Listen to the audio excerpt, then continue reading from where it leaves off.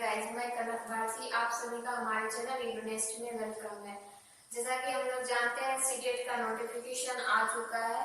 तो इस बार बहुत ही ज्यादा भीड़ होने वाली है सीटेट में, क्योंकि जो अभी एडमिशन ले रहा है स्टूडेंट वो भी अपीयर होगा एग्जाम में। तो हमें बहुत ही जोर शोर से तैयारी करनी होगी और अच्छा मार्क्स लाना होगा। तो हम लोग पेपर 2 के लिए, सीटेट पेपर 2 के लिए साइंस पढ़ रहे हैं 6 to 8 के लिए, जो कि अभी क्लास 6 का साइंस पढ़ रहे हैं हम लोग।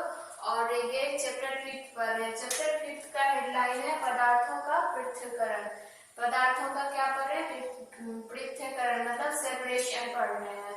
तो ये चैप्टर जो है पिछले वीडियो में भी हम लोग पढ़ चुके हैं। पिछले वीडियो में हम लोग हस्तचयन विधि, थ्रेसिंग विधि और निष्पादन विधि पढ़ चुके हैं। मतलब कोई दो पदार्थ मिला हुआ है तो उसको हम कैसे अलग करेंगे, इस चीज के बारे में इस चैप्टर में हम लोग पढ़ रहे हैं। तो आज जो टॉपिक है वो चालन है, मतलब स्ट्रेनर। चालन विधि से हम लोग क्या कर सकते हैं उस चीज के बारे में हम लोग पढ़ेंगे। चालन विधि का उपयोग मिश्रण के ऐसे अवयव हो जिनकी अमापों में अंतर हो, मतलब शेप एंड साइज में डिफरेंसेज हो। जैसे कि अब गेहूं के साथ कुछ मिट्टी मिला हुआ है कुछ भी, तो उसको हम अलग कैसे करेंगे? तो छोटा, मतलब महीन दाना मिला हुआ है कुछ भी, तो या फिर गेहूं का ही छोटा दाना है तो उसको हम अलग करेंगे तो किस विधि से करेंगे? तो उस अमापों में अंतर हो को अलग करने में किया जाता है किसका? चालन विधि का प्रयोग हम लोग करते हैं। मतलब दो जो भी सब्सटेंस है उसमें उसके शेप एंड साइज में अंतर है, उसके लिए हम लोग चालन विधि का यूज करते हैं। अब यहाँ पे एक एग्जांपल है जो कि हर कोई जानता है, आटा से चोकर निकालना। जैसे कि हम लोग छन्नी का यूज करते हैं आटा को चालने के लिए, तो उससे जो चोकर रहता है वो हमारे चलनी में रह जाता है और आटा उससे महीन होता है तो नीचे गिर जाता है। आप लोग इस जो ये प्रोसेस है निष्पादन, थ्रेसिंग, चालन, इसको हमें याद रखना होगा, क्योंकि ये जो सीक्वेंस में दिया हुआ है ये क्वेश्चन में आएगा। मान लीजिए इसको उल्टा पुल्टा करके 4 ऑप्शन बना देगा और आपको एक सही सेलेक्ट करना है। तो इसलिए हमें ये निष्पादन, थ्रेसिंग और चालन, इन तीनों का जो भी सीक्वेंस है उसे हमें याद रखना होगा क्वेश्चन के लिए। फिर अगला पॉइंट जो इसी चैप्टर का है वो है अवसादन, निस्तारण तथा निस्पंदन। ये तीनों टॉपिक आगे हमें पढ़ना है इस चैप्टर में। तो अवसादन को इंग्लिश में हम लोग सेडिमेंटेशन कहते हैं, निस्तारण को डिकेंटेशन कहते हैं और फिर निस्पंदन को फिल्ट्रेशन कहते हैं।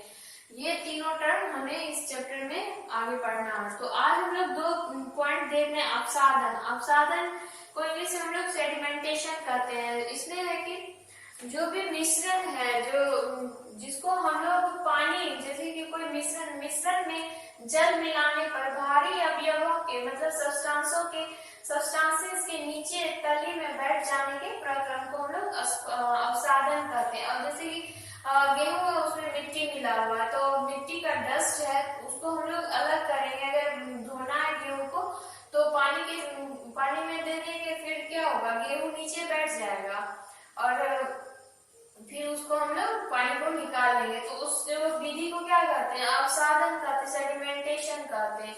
और जो नीचे बैठ जाता है भारी कण, वो प्रक्रम को अवसादन कहते हैं। फिर निस्तारण, डिकेंटेशन। इसमें डिकेंटेशन में क्या होता है ना, कि जैसे कि अभी हम लोग अवसादन में पढ़ रहे हैं कि जो जल मिलाने पर भारी अवयव बैठ जाता है, तो उसमें है कि निस्तारण में वही चीज आगे प्रोसेस होता है। अवसादित मिश्रण को बिना हिलाकर जल को मिट्टी सहित उड़ेलने की क्रिया को निस्तारण कहते हैं। अब जैसा कि गेहूं बैठ गया है बर्तन के तली में, तो फिर हम उस पानी को जो उड़ेल देंगे तो मिट्टी बाहर आ जाएगा। उस प्रक्रिया को हम लोग क्या कहते हैं? निस्तारण कहते हैं। जल में एग्जाम्पल इसका है, जल में मिले तेल को भी इस विधि से अलग कर सकते हैं। अब पानी में जैसे कि तेल आ गया है तो उसे हम अलग करेंगे कैसे?